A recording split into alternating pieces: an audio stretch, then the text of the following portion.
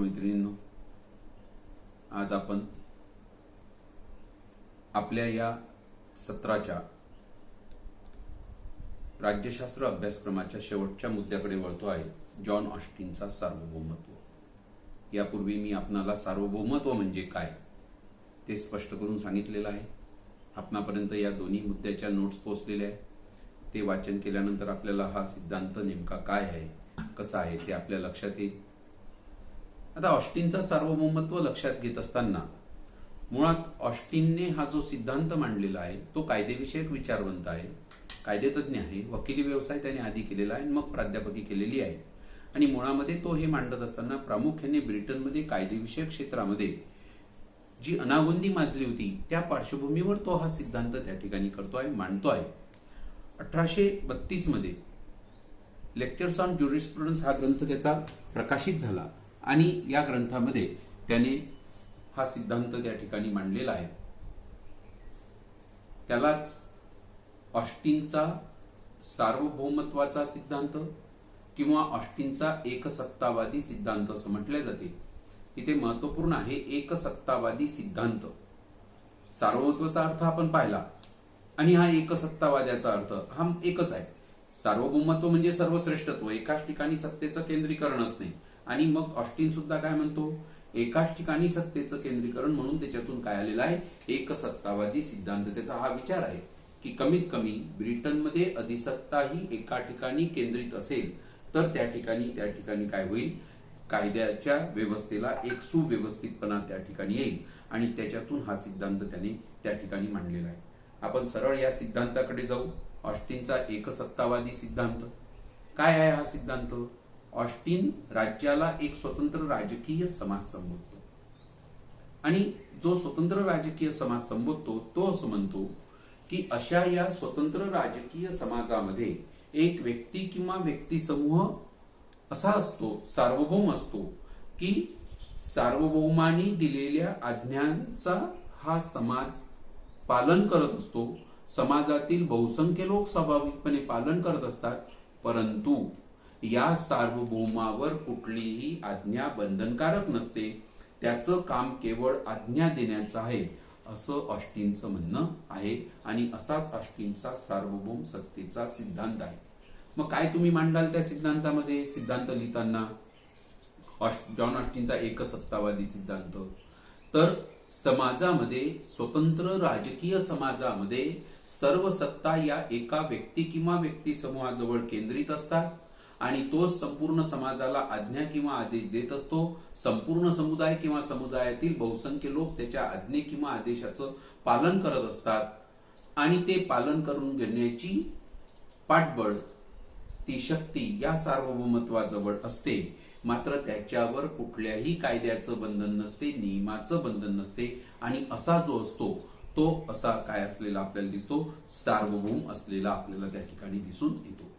आणि म्हणून मग याच्या पुढे जाऊन ऑस्टिन सार्वभौमत्व, याच्यातून हा प्रश्न निर्माण होतो की ऑस्टिन सार्वभौम कोणास म्हणावे ऑस्टिनच्या मते? तर या ठिकाणी आहे की ज्याच्याजवळ इतरांना आदेश देण्याची शक्ती आहे, त्यांचं पालन करवून घेण्याची शक्ती आहे आणि तो स्वतः कुठल्याही आदेशाचं त्याच्यावर बंधनकारक नसतं, अशी शक्ती ज्या ठिकाणी केंद्रित झालेली असते त्याला सार्वभौम असं म्हटल्या जाते। आणि त्याच्यातूनच ऑस्टिनचा एका ठिकाणी शक्तीचे केंद्रीकरण होत असल्यामुळे याला जॉन ऑस्टिनचा एकसत्तावादी सिद्धांत असं म्हटलं जातं। याची दोन तत्व आहेत ऑस्टिनच्या मते, एक म्हणजे आज्ञा आणि दुसरं म्हणजे आज्ञेच्या मागे असलेली पाठबळ। मी मगाशी तुम्हाला सांगितलं की हा जो सार्वभौम असतो हा आज्ञा देण्याचंच कार्य करतो। समाजातील बहुसंख्य लोक स्वाभाविकपणे त्याचं पालन करतात आणि जे पालन करत नाही त्यांच्याकडून ते पालन करून घेण्याची क्षमता, पालन करून घेण्याची शक्ती ही कोणाजवळ असलेली आपल्याला दिसून येते, या ऑस्टिन सार्वभौमत्वाजवळ असलेली आपल्याला दिसून येते। हा जो ऑस्टिनचा सार्वभौमत्वाचा विचार आहे हा अधिक लक्षात येण्यासाठी दोन मुद्दे आपल्याला लक्षात घ्यायचे आहेत। एक म्हणजे ऑस्टिनचा हा सिद्धांत अधिक लक्षात येण्यासाठी ऑस्टिनच्या सिद्धांताची मूलभूत तत्वे, काय मूलभूत तत्वे आहे आणि ऑस्टिनच्या सिद्धांतावरील आक्षेप, हे दोन मुद्दे घेतले की आपला ह्या ठिकाणी हा सिद्धांत संपतो। मग काय आहे याची मूलभूत तत्वे? हा जो सिद्धांत आपण पाहिला, ही मूलभूत तत्वे मी तुम्हाला त्या ठिकाणी आता या ठिकाणी त्याच्या त्या सिद्धांतातून कोणकोणती तत्वे बाहेर येतात, ही तत्वे जरी तुम्ही लक्षात ठेवली तर ऑस्टिनचा सिद्धांत तुम्हाला लिहिता येतो. ती तत्वे लिहिली तरी तोच ऑस्टिनचा सिद्धांत आहे. ही तत्वे तुम्हाला स्पष्ट या ठिकाणी मी बोर्डवर त्या ठिकाणी तुम्हाला दाखवतो. ही दाखवत असताना मी तुमच्याजवळ उल्लेख करतो की हे जे तुमच्यापर्यंत हे जे सगळं साहित्य किंवा हे जे मटेरियल, हे जे रेकॉर्डिंग पोहोचत आहे, याचा आपला एक छोटा कॅमेरामन आहे माझा घरी, अर्णव निंबाळकर त्याचं नाव आहे. आणि हे रेकॉर्ड करत असताना करता करता त्याला सुद्धा राज्यशास्त्रामध्ये थोडीशी गोडी निर्माण झाली आणि तो म्हणे की आज बोर्डवर मी तुमचे सगळे मुद्दे शिकवण्याचे लिहून काढतो आणि त्याच्या हस्ताक्षरातलं तुम्हाला दिसेलच आता त्या ठिकाणी. तर आपला मुद्दा आहे ऑस्टिनचा सार्वभौमत्वाचा सिद्धांत आपण पाहिला आणि त्या सिद्धांतामध्ये आपण पाहिलं की काय पाहिलं सिद्धांतामध्ये की एक स्वतंत्र राजकीय समुदायामध्ये एक असा सार्वभौम असतो जो सर्वांना नियंत्रित करतो परंतु जो कुणाच्याही नियंत्रित नसतो, असा जो असतो म्हणजे तो सार्वभौम. ही सिद्धांताची त्यांनी मांडणी केलेली आहे 1832 मधल्या लेक्चर ऑफ ज्युरिस्प्रुडन्स या ग्रंथामध्ये. मग याच्यातून कोणती तत्व बाहेर येतात ही तुम्ही लक्षात ठेवा. त्यालाच ऑस्टिनच्या सिद्धांताची वैशिष्ट्ये, ऑस्टिनच्या सिद्धांताची मूलभूत तत्वे, ऑस्टिनचा सिद्धांत असं म्हटलं जाते. काय म्हटलं आहे? एक निश्चित व्यक्ती किंवा व्यक्ती समूह सार्वभौम असतो. म्हणजे समाजामध्ये त्या ठिकाणी स्वतंत्र राजकीय समाजामध्ये एक निश्चित व्यक्ती असते किंवा व्यक्ती समूह की ज्याच्याजवळ सर्व सत्ता केंद्रित झालेल्या असतात आणि त्याला सार्वभौम असं म्हटलं जातं. दुसरं काय आहे? आज्ञा हाच कायदा. म्हणजे तो जो आहे सार्वभौम त्याची आज्ञा हाच कायदा होता. आणि पूर्वी आपण काय पाहतो? अनियंत्रित राजे, अनियंत्रित हुकुमशाह किंवा आजही काही देशांमध्ये जर हुकुमशाही पद्धती असेल, त्या ठिकाणी हुकुमशाही राज्यकर्ते असतील तर त्यांची काय असतो? आज्ञा म्हणजेच कायदा असतो. आपण आता वेळोवेळी उदाहरण घेतो. उत्तर कोरियाचा जो शासक आहे, हुकुमशाही शासक आहे, त्या ठिकाणी काय आहे? त्या ठिकाणी एकसत्तावादी सिद्धांतानुसार सर्व सत्ता एका ठिकाणी केंद्रित झाल्या आहे. त्याच्या विरोधात जाण्याचं कुणाला हे नाही त्या ठिकाणी. आणि सर्व सत्ता त्याच्याजवळ ज्या केंद्रित झालेल्या आहेत त्या केंद्रीकरणातून त्याची आज्ञा म्हणजेच कायदा. आणि म्हणून दुसरा मुद्दा या ठिकाणी आपल्याला दिसतो की त्याची आज्ञा हाच त्या ठिकाणी काय असलेला आपल्याला दिसतो? कायदा असलेला आपल्याला दिसतो. तिसरा मुद्दा सार्वभौमत्व. सार्वभौम हे तर आहेच, तो सार्वभौम असतो, त्याच्यावर कुणाचंही त्या ठिकाणी नियंत्रण असलेलं आपल्याला दिसून येत नाही. म्हणूनच तर त्याला आपण सार्वभौम म्हणतो ना. सार्वभौम त्याच्याजवळची जी श्रेष्ठींजवळ, राजकीय श्रेष्ठीजन ज्याला म्हटले जाते, राजकीय सत्ता ज्याच्याजवळ असतात त्या श्रेष्ठीजनाची सत्ता म्हणजे सार्वभौमत्व किंवा सार्वभौम सत्ता आहे. आणि ती कशी असते? सार्वभौमत्व निरंकुश असते, अदेय असते, अविभाज्य असते. म्हणजे तिचं विभाजन होत नाही. आपण पाहिलं पूर्वी राज्याजवळ कायदे मंडळ, कार्यकारी मंडळ सर्व राज्याजवळ केंद्रित होतं. म्हणजे ती कशी होती? अविभाज्य होती, तिचं विभाजन होतं. अदेय, ती दुसऱ्याला देता येत नाही. म्हणजे मरेपर्यंत राजा काय राहत होता? राजा राहत होता, तो झाला की त्याचा वंशज, ज्येष्ठ पुत्र किंवा पुत्री हीच परंपरा चालत होती. म्हणजेच ती अदेय आणि अविभाज्य असते, अदेय त्या ठिकाणी असते आणि ती निरंकुश असते. आपण पाहिलं बोटावर मोजना इतके राजे जर सोडले तर बाकी निरंकुश आहे. फ्रान्सच्या 16व्या लुईचं उदाहरण घ्या, रशियातील झारशाही त्या ठिकाणी घ्या, ब्रिटनमधील जॉन वंशाचं राज्य घ्या, भारतातील महाराणा प्रताप असतील, शिवाजी महाराज असतील किंवा अशी काही तत्सम बोटावर मोजणारे राजे जर आपण सोडले तर बाकी कसे असते? हुकुमशाही पद्धतीचे निरंकुश स्वरूपाचं सार्वभौमत्व होतं, म्हणून ती आहे. आणि कोणाचीही आज्ञा पाळत नाही. हा जो सार्वभौम असतो हा कोणाची आज्ञा पाळत नाही. म्हणजे त्याला आज्ञा देण्याचा अधिकारच नसतो ना, तो आज्ञा देतो. त्याला कुणाची आज्ञेचा अधिकारच नाही आहे. त्याच्यावर कुठला नियम बंधनकारक नाही. आपण पाहिलं पूर्वी राजेशाही होती, राजेशाहीत राजावर कुठला नियम होता का? राजाचे आदेश म्हणजे कायदा होता, पण राजावर. हुकुमशाहीत जो लष्करशाह असतो, हुकुमशाह असतो, त्याला कोणी आदेश देतो का? त्याला कोणी आदेश देऊ शकत नाही. तो सर्वांना आदेश देईल, म्हणून कोणाची आज्ञा तो पाळत नाही.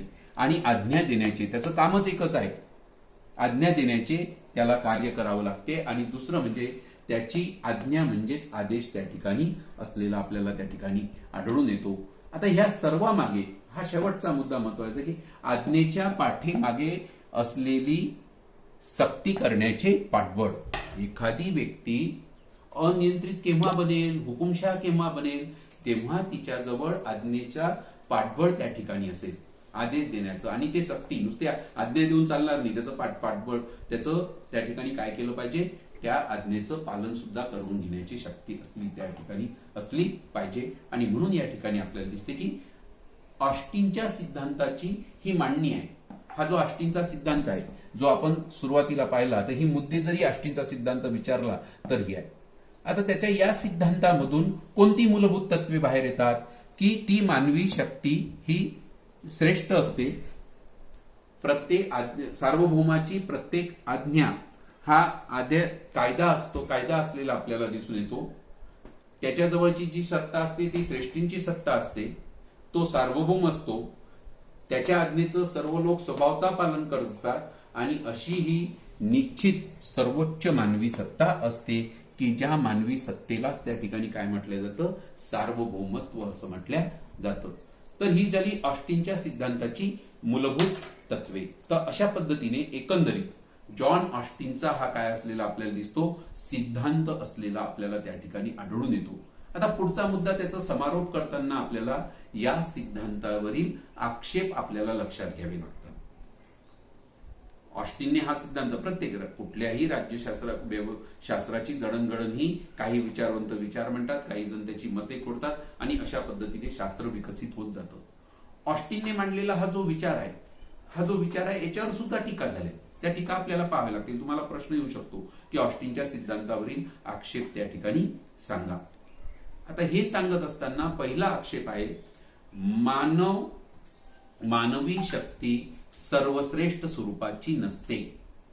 याच्यात काय म्हटलेलं आहे, सार्वभौमत्व हा सर्वश्रेष्ठ असतो, मानवी शक्ती ही श्रेष्ठ असते, परंतु कुठलाही शासक असो, याच्यावर टीकाकारांचं असं म्हणणं आहे की कुठलाही शासक असो, कितीही हुकुमशाह शासक असो, त्याच्यावर त्या राज्यातील त्या व्यवस्थेतील रूढी, प्रथा, परंपरा यांचं त्या ठिकाणी त्याच्यावर काय असलेलं आपल्याला दिसून येते, बंधन असलेलं आपल्याला त्या ठिकाणी आढळून येते.